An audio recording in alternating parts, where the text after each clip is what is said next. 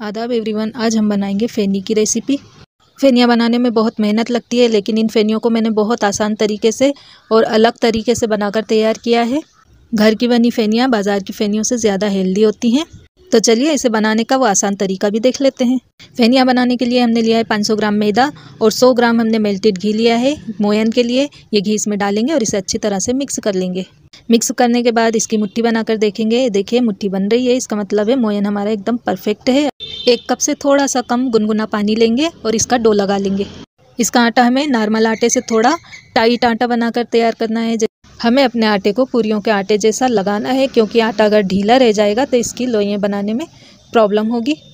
Dough लगाने के बाद देखिए जो हमने पानी लिया था उसमें से थोड़ा सा 2 या 3 टीस्पून के करीब पानी बच गया, इसे हम हटा देंगे और इस डो को हम 10 मिनट के लिए रेस्ट के लिए ढक कर रख देंगे। डो को रखेंगे तब तक हम इसकी चाशनी तैयार कर लेंगे। 1 कटोरी हमने शक्कर ली है, उसे हम एक पतीली में डाल देंगे और गैस पर रखकर गैस की फ्लेम को ऑन कर देंगे। अब इसी कटोरी से हमें आधा कटोरी पानी इसमें डालना है। शक्कर मेल्ट होने तक हम इसे चलाते हुए पकाएंगे।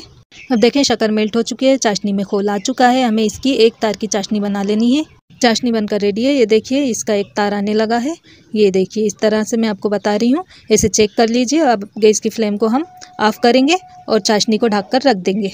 अब देखिए आटे को रखे हुए 10 मिनट हो चुके हैं, ये अच्छी तरह से सेट हो चुका है। अब इसके हम गोल गोल पेड़े बना लेंगे।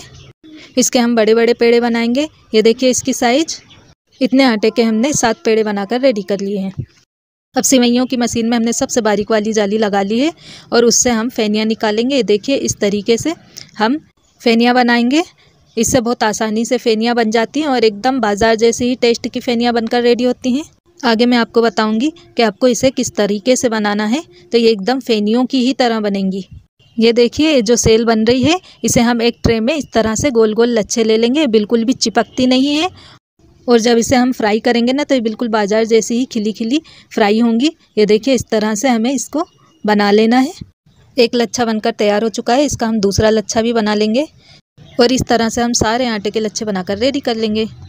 फेनियाँ बनकर तैयार हैं। अब एक कढ़ाई में घी लेकर उसे गर्म कर लीजिए।